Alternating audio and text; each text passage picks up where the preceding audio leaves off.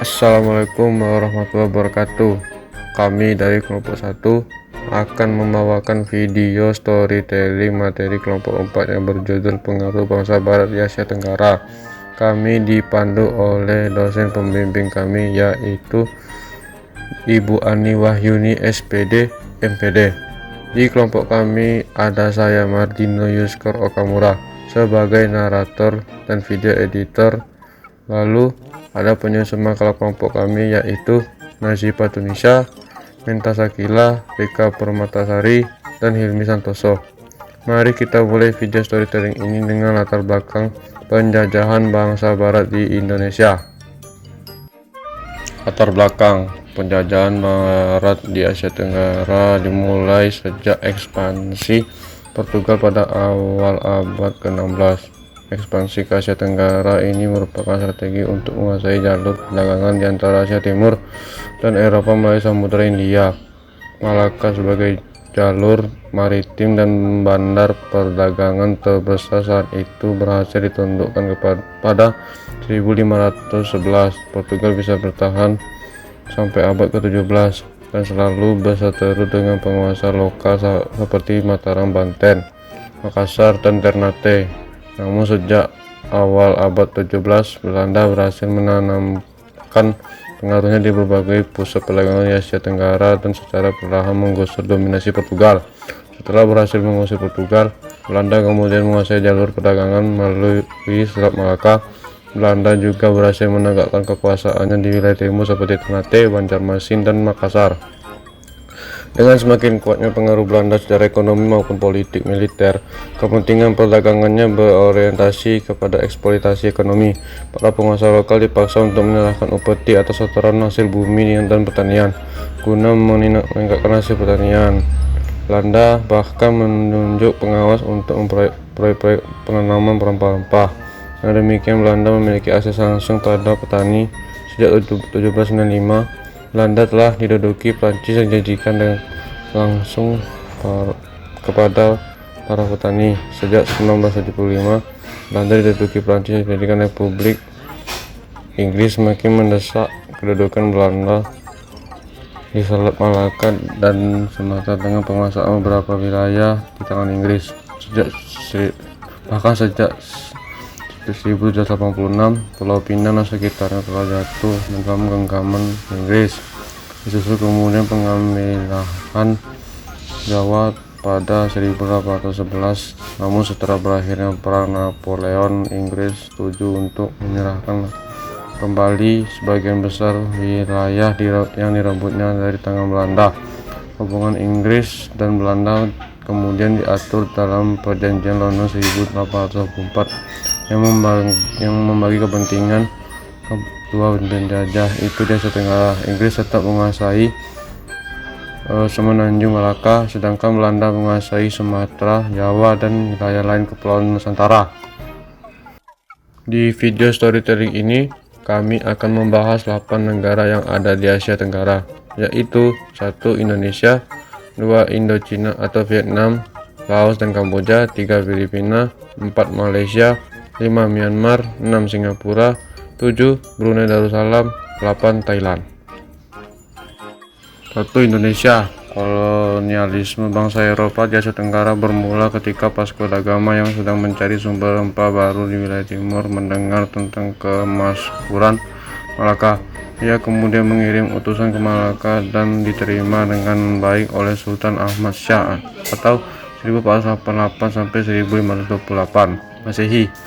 Setelah upaya awalnya masuk ke dalam perdagangan Malaka gagal, Portugis menggunakan kekuatan militer di bawah komando Afonso de Albuquerque maka menyerang Malaka pada 1511 dengan kekuatan 1.200 pasukan tempur. Pertempuran yang tidak mudah bagi orang Portugis ini berlanjut selama berbulan-bulan, tetapi pada Agustus 1511 Malaka akhirnya jatuh ke tangan mereka. Dua pulau kecil bersebelahan, Ternate dan Tidore, sama-sama bersaing menjadi kekuatan utama regional. Orang Portugis diundang untuk membangun sebuah benteng di Ternate yang memicu persekutuan Sultan Tidore dengan Spanyol. Hubungan Portugis dengan penduduk pribumi, baik sekutu maupun musuh, buruk sekali. Mereka menggulingkan penguasa Ternate pada 1535 dan membunuh penerus Sultan pada 1570. Tetapi Sultan yang digulingkan telah berubah menjadi penganut Kristen di Goa Portugis di India dan sebelum meninggal yang memberikan hadiah dari Pulau Ambon, Bapak Baptis Portugis pada 1545. Ambon kemudian menjadi pusat kegiatan Portugis. Di sana Jesuit Spanyol Francis Xavier memulai aktivitas misionaris pada 1545 sampai 1546, menjadi peletak dasar kekristenan di Ambon dan daerah sekitarnya. 2. Indochina atau Vietnam, Laos, Kamboja. Kawasan Indochina adalah suatu kawasan yang mayoritas dihuni oleh etnis Lao atau juga mendiami sebagai daratan Siam dan Dao. Perekonomian di kawasan ini bertumpu pada sektor agraris. Wilayah ini mendapatkan pengaruh agama Buddha dari India dan Thailand. Selain sistem keagamaan, India juga membawa pengaruh dalam bidang sosial kemasyarakatan. Hal ini terlihat dari sistem kasta dan pemerintahan yang berbentuk kerajaan. Penduduk Prancis di Vietnam, Kamboja, dan Laos, ketiganya kemudian dikenal sebagai Indo-Prancis, adalah proses bertahap yang berlangsung selama hampir 5 dekade.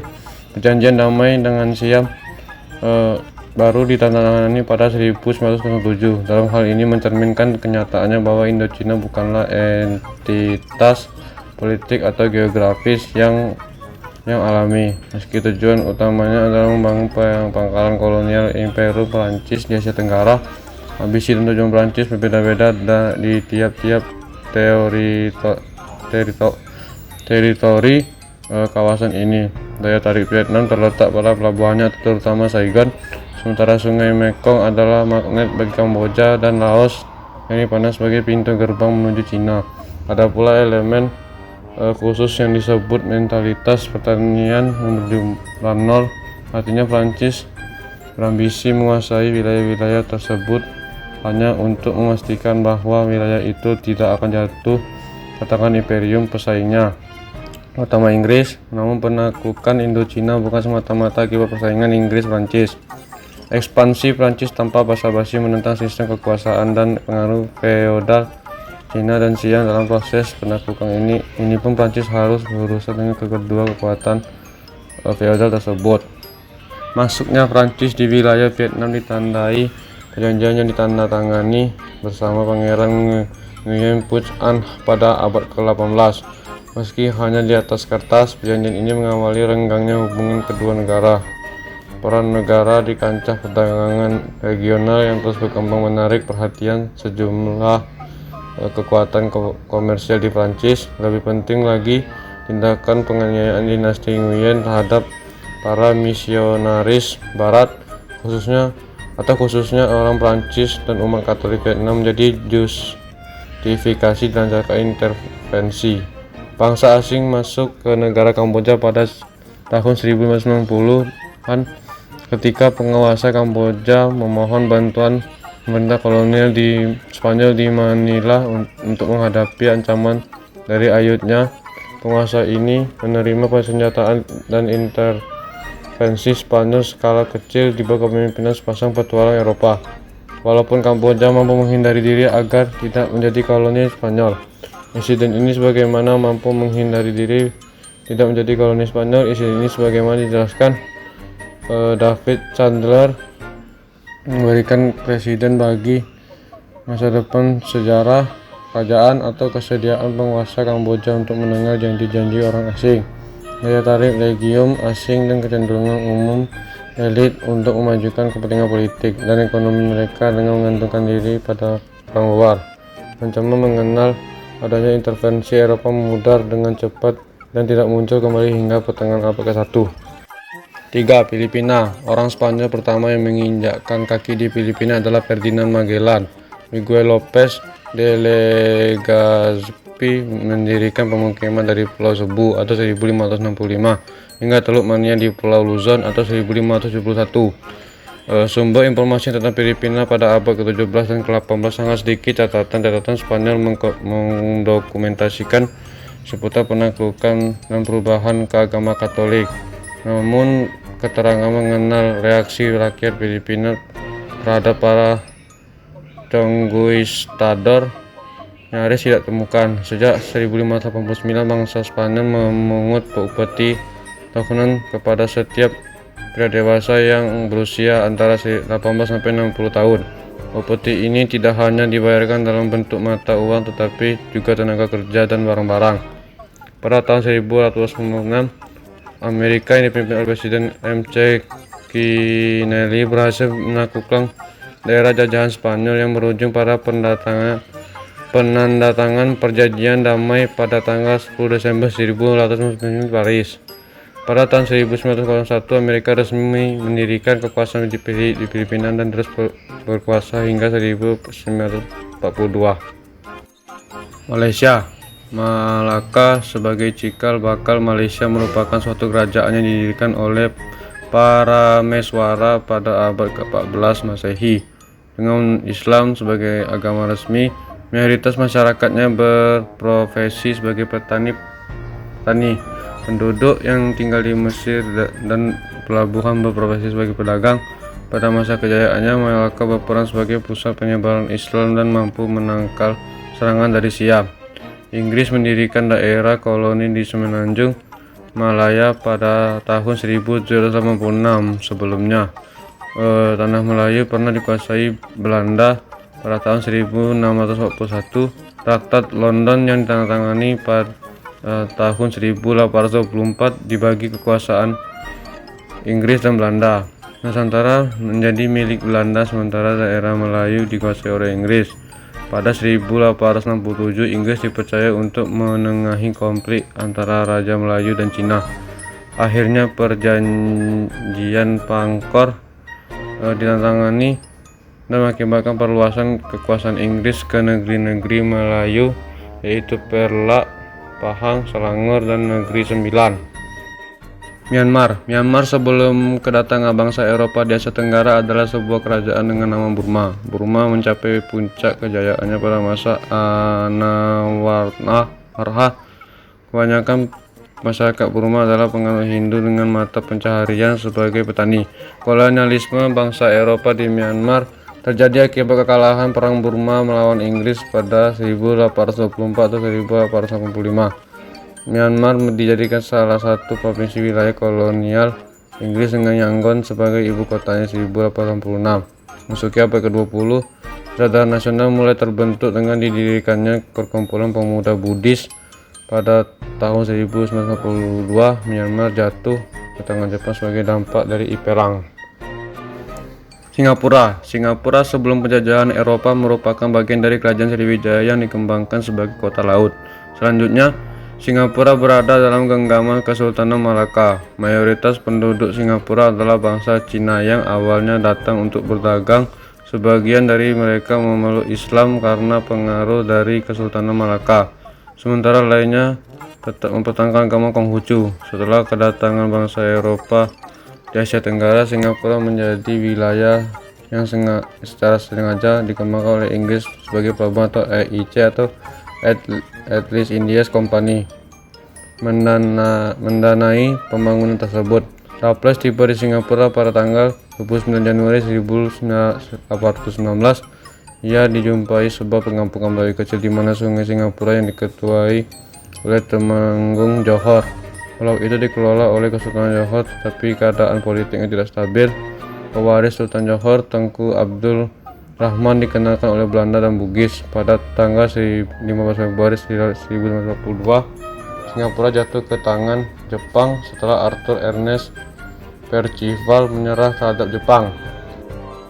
Brunei Darussalam. Pada abad ke-6 Masehi, Brunei dikenal sebagai tempat persinggahan para pelaut dari Cina, India, dan Arab. Brunei yang di dalam catatan Cina dikenal sebagai Pulau Poling merupakan daerah ditaklukkan Majapahit dan kemudian pada tahun 1369 memproklamirkan diri sebagai kerajaan yang mereka.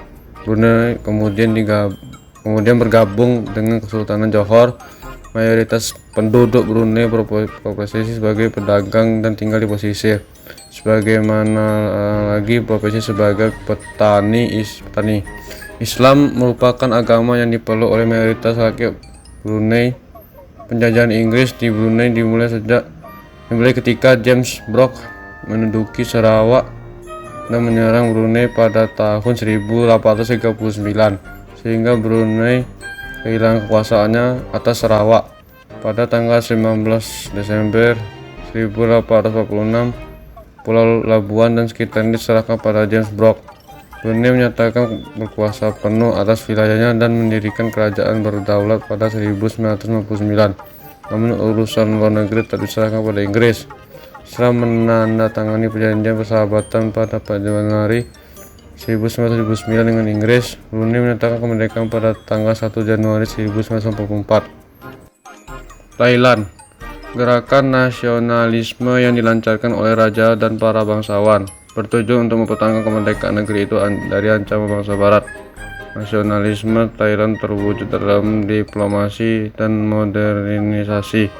Sampai membina hubungan baik dengan Inggris, Thailand juga membina hubungan baik dengan Amerika Serikat, Denmark atau 1868, Belanda 1860, dan Prusia atau Jerman. Langkah tersebut terbukti sangat efektif membentuk image Thailand sebagai negara yang bersahabat dengan Barat. Selain Inggris, bangsa Barat yang paling berbahaya bagi kemerdekaan Thailand adalah Perancis. Untuk mencegah ancaman Perancis, Raja Thailand menghapus sama sekali hak-hak istimewa orang Inggris di Thailand, antara lain orang Inggris yang bebas berdagang di Thailand. Hal tersebut dilakukan agar Thailand menimbulkan kecemburuan Prancis sehingga dijadikan alasan menyerbu Thailand. Meskipun hak istimewa Inggris itu sudah ditukar dengan Malaya, namun Inggris dan Prancis tetap menekan Thailand. Kesimpulan, di samping melakukan eksploitasi dan penjajahan, bangsa Barat juga membawa kebudayaan mereka dan menyebarkan agama yang dianutnya ke Asia Tenggara. Terdapat 5 negara yang masuk ke Asia Tenggara, yakni Belanda, Inggris, Prancis, Portugis, dan Spanyol. Selain itu, sejak abad ke-15 hingga 17, bangsa Eropa mengalami sebuah gerakan budaya disebut Renaissance. Kebudayaan intelektual perhatian khusus sehingga para pemikir dan petualang bermunculan. Atas restu penguasa Spanyol C. Christopher Columbus melakukan pelayaran dan sampai benua pada tahun 1492. Sementara itu, pada tahun 1498 pasukan agama berhasil menemukan jalan ke timur melalui Tanjung Harapan. Kedua penjelajahan tersebut menghilami para penguasa Eropa lainnya untuk mencari kejayaan di belahan dunia lain. Tak jarang lebih dari satu pemerintahan kolonial mengusir kedaulatan sebuah kerajaan. Hal ini menyulut perlawanan dari kalangan penguasa lokal. Perlawanan ini tentunya terjadi pada saat kolonialisme Inggris di Burma. Inggris membantu Alaung Paya untuk menyatukan Burma dengan harapan agar Burma bisa berfungsi sebagai benteng menghadapi Prancis Indochina. Terdapat perbedaan yang cukup signifikan antara kolonialisme dan imperialisme. Kolonialisme mengacu pada sistem penjajahan fisik setelah eksploitasi dan kerja paksa yang dilakukan suatu negara untuk menguasai tanah jajahan. Sedangkan imperialisme adalah sistem penjajahan non-fisik. Proses penjajahan tidak dilakukan secara langsung, melainkan dengan penyebaran pengaruh aspek yang pada suatu negara. Terima kasih atas perhatiannya. Apabila kami ada kesalahan dan salah kata, kami mohon maaf. Kami akhiri dengan wassalamualaikum warahmatullahi wabarakatuh.